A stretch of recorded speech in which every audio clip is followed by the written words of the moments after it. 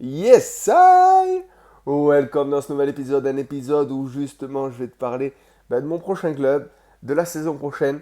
Mais avant ça, je vais te faire un petit topo, un petit récapitulatif de tout mon petit parcours, bien garni quand même à mon âge, et justement qui a été semé d'embûches au début, mais qui s'est bien déroulé par la suite, et j'espère encore gagner pas mal de titres, pas mal de nouvelles choses pour les clubs dans lesquels je vais, pour les aider à progresser, les aider à avancer et toujours pareil, aider les joueurs à devenir plus grands, plus forts et si possible leur faire réaliser des choses qu'ils n'ont jamais encore réalisées, notamment en titre. Et ça, c'est vraiment très important pour moi en tout cas. Alors, j'ai commencé à entraîner en 2011 en tant qu'entraîneur des gardiens dans un premier temps bénévole dans un petit club de Claret-Montetti à Toulon où ça s'est très très bien passé, vraiment, vraiment, vraiment. Le club m'avait accueilli les bras ouverts, c'était vraiment exceptionnel. Euh, et puis, un mois après, on m'a demandé de m'occuper des U15 pour les faire monter. D'accord. Donc, j'étais pas trop chaud parce que voilà, moi, je suis vraiment plutôt spécialiste des gardiens de but. Donc, j'étais pas trop chaud au début. Par contre, comme dans tout challenge, comme dans tout défi qu'on me donne, je me mets à 100%. Donc, à partir de là, on a fait le nécessaire avec mes deux acolytes, Cyril notamment, et Lady, bon, les adjoints, quoi, tout simplement, à 3, on a fait un travail exceptionnel puisqu'on est monté rapidement, on va dire, dès la première année, tout simplement. Mais après ça, j'ai jamais pris de club, d'équipe, de groupe de joueurs parce que même encore actuellement, c'est pas quelque chose qui m'intéresse énormément. Je me concentre vraiment sur tout ce qui est coaching mental et gardien de but, qui est déjà un travail à part entière, puisque, comme vous le savez, un gardien de but, c'est un sport individuel dans un sport collectif où la plupart des coachs mettent les gardiens de côté et ne s'en préoccupent pas, puisque il y a des exercices où ils n'ont pas besoin de gardien. Donc, on va leur dire, comme je discutais avec un de mes gardiens hier en entretien individualisé, on va leur dire bah, tu cours 15 minutes, tu t'étires et tu rentres à la maison, parce que j'ai prévu aucun exercice pour toi et que malheureusement, même en N2, ça arrive encore, il n'y a pas d'entraîneur de gardien de but, donc c'est pas normal, vraiment c'est pas normal. Donc j'ai commencé à entraîner en 2011, j'ai fait 2011-2012 à peu près, Claremont Tetsi, 2013, j'ai voulu taper un peu plus haut en allant entraîner dans le monde senior, dans mon club de cœur à Toulon, mon Sporting Club de Toulon, maintenant qui s'appelle le, je sais plus comment il s'appelle, mais je crois que ça doit être Sporting Club de Toulon qui évolue actuellement en National 1. À l'époque, on était en Régional 1. Le club venait de redescendre, donc il y avait tout à reconstruire. Et moi, j'étais parti sur un projet, on va dire, de 2-3 ans pour devenir l'entraîneur des gardiens du club. En tout cas, c'est le directeur sportif qui m'avait annoncé ça.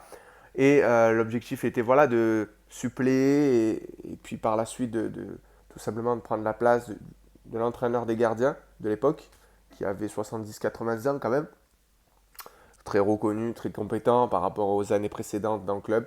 Mais ça s'est pas très très bien passé. Mauvaise entente avec le coach principal notamment. Pas du tout la même vision des choses pour les gardiens de but. Encore une fois, on a beaucoup d'entraîneurs de garde. On a beaucoup de coachs qui s'en foutent des gardiens. Donc automatiquement, c'est compliqué quand on est passionné de ce poste-là et qu'on a envie de faire progresser les gardiens qui sont très importants pour un collectif, notamment avec la défense. Il doit avoir une entente parfaite avec la défense, donc il faut qu'ils s'entraînent ensemble. C'est pas mal de choses. Il faut pas les fusiller à 6 mètres sans défense. Ça, c'est clair et net, je le redirai toujours. C'est l'une des raisons pour lesquelles je me suis embrouillé avec le coach, notamment de l'époque. Donc ça m'a complètement dégoûté. J'ai fini en réserve quand même à entraîner entre la 1 et la 2. La réserve qui est donc qu'on appelle aujourd'hui la R3 PH. Où justement Luigi Alfano, ancien professionnel lié à Toulon à l'époque, avec qui j'ai appris énormément de choses. Et je me suis pas bien senti dans le club, faut dire ce qui est. C'est des choses qui m'ont pas du tout, que j'ai pas du tout aimé, qui se sont passées, une mauvaise reconnaissance. Donc à partir de là, je suis parti, j'ai décidé de partir avec ma compagne aussi en Australie, entraîner les gardiens là-bas. Alors là, une autre mentalité totalement différente. Les académies, alors c'est un autre concept aussi, beaucoup d'académies privées, donc là j'ai pu entraîner. Également, système américain, on va dire, après les études, après 15 heures, entraînement de foot. Donc moi je m'occupais des gardiens à l'université, donc exceptionnel, vraiment une très très bonne expérience. Quand je suis revenu en France, c'était justement pour aider un maximum de footballeurs ambitieux dans leur progression. J'ai créé ma société de coaching notamment, mental, physique, nutrition, d'accord. Je vous aide sur tout ça, moi, toujours, et actuellement hein, également. Et donc, de là, en fait, tout simplement, avec les formations en coaching mental, avec les formations que j'ai faites justement neurosciences pour pouvoir aider les joueurs, accompagner les joueurs. Ben, la première fois qu'un gros club m'a, on va dire, ouvert les portes, c'était en Ligue 1 de futsal, où on a fait une saison plutôt exceptionnelle pour, on va dire, le niveau du club, puisqu'on avait, je crois, un seul remplaçant en futsal. C'est quasiment impossible de faire une grosse saison avec un seul remplaçant, donc effectif très réduit.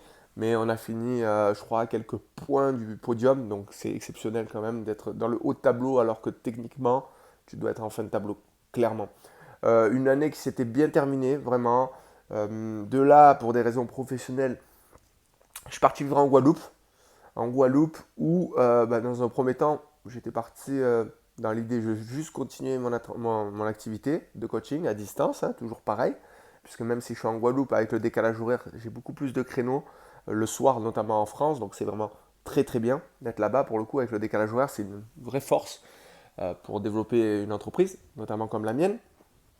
Et bah, tout simplement, j'ai toqué à la porte d'un club ici, la Gauloise de Basse-Terre, où justement ben, le président, alors c'est un club omnisport, donc où j'ai été reçu par le président du club omnisport qui m'a accueilli les bras ouverts clairement pour une séance à la base de coaching mental notamment.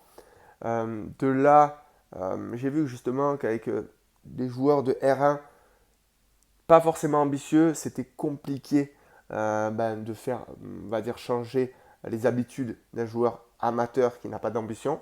Ça, c'est vraiment très important, puisqu'il y en a qui font ça comme sport loisir, même s'ils sont compétiteurs, ils ne sont pas compétiteurs jusqu'à ben, faire des sacrifices dans leur vie privée. Donc ça, c'est un autre problème.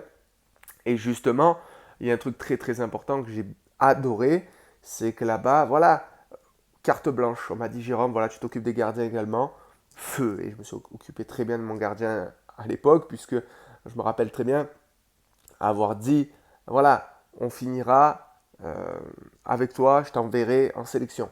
Il ne voulait pas du tout, il n'avait jamais été. Et je lui avais dit, tu finiras en sélection parce qu'on va faire le nécessaire pour que tu progresses tellement que tout le monde voit que même à ton âge, 36 ans, si je ne me trompe pas, tu auras le niveau pour aller là-bas, en sélection. Effectivement, c'est ce qui s'est passé. Donc, puisque après une saison complète, on a fini en sélection, en sélection, je suis con moi. D'ailleurs, je n'ai pas parlé de la sélection espoir du Mali. Parce que quand je reviens d'Australie, je m'occupe de la sélection espoir du Mali, des gardiens. Donc, c'est exceptionnel. Et de là, en fait, en Guadeloupe, on réalise quelque chose d'historique pour le club. On se qualifie pour les phases finales de la Coupe des Antilles pour jouer contre la Martinique et la Guyane. C'était énormissime. Énormissime. Voilà, pour le club, c'est quelque chose d'extraordinaire. Euh, de là, ben, pour des raisons professionnelles encore, notamment de formation professionnelle, avec ma compagne, on revient vivre en France, en métropole, où ben, je retourne tout simplement toquer à la porte de la Ligue 1, où le coach, Karim notamment, qui je remercierai toujours, ben, qui m'a ouvert encore les portes, qui m'a ouvert les bras, puisque c'était sa première année, avec un nouvel effectif, on va dire. Donc, compliqué pour une transition, censé être une transition, de faire quelque chose de grand. Et moi, je l'avais dit tout de suite, dès les premiers jours, la première conversation, on avait eu 2 heures, je crois, 2-3 heures de conversation. J'avais dit, mais avec l'effectif qu'on a, on va être champion. Alors là, ça fait toujours peur quand on dit ça, puisque si on n'atteint pas les objectifs, malheureusement, on craint pour soi également. Donc souvent, les coachs en Ligue 1, même futsal ou autre, peu importe, on évite d'avoir des objectifs trop hauts, difficiles à atteindre, parce que si on ne les atteint pas, on est viré. Et donc ça, c'est vraiment très important à comprendre que, voilà, souvent, il y a des choses qui sont dites officiellement et officieusement, c'est différent. Et donc moi, d'entrée, j'avais annoncé à tout le monde, au président, aux joueurs, que je venais là pour être champion. Point barre.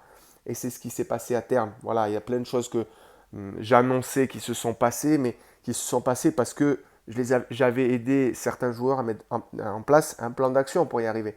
Et je ne dis pas que c'est grâce à moi, loin de là, parce que ça aussi, on m'a beaucoup dit sur les réseaux sociaux, arrête de te la péter. C'est pas du tout ça. C'est que tout le monde amène sa pierre à l'édifice. Le préparateur physique, l'adjoint, le porteur de gourde, le coach, les joueurs, les familles des joueurs, le président, tout le monde apporte sa pierre à l'édifice pour atteindre tout simplement un titre de champion de France. Ça, c'est clair et net. Donc, la saison prochaine, j'ai l'honneur de vous dire que je retourne vivre en Guadeloupe, entraîné dans le club de la Gauloise, le club qui m'a fait confiance la première fois, avec cette fois-ci un autre gardien qui est en sélection déjà, deuxième gardien de but de la sélection. Et l'objectif, croyez-moi, il est très haut avec ce club, il est très haut avec ce gardien. Et on va faire le nécessaire pour que l'année prochaine, il y ait encore de nouvelles choses historiques. Ciao, ciao!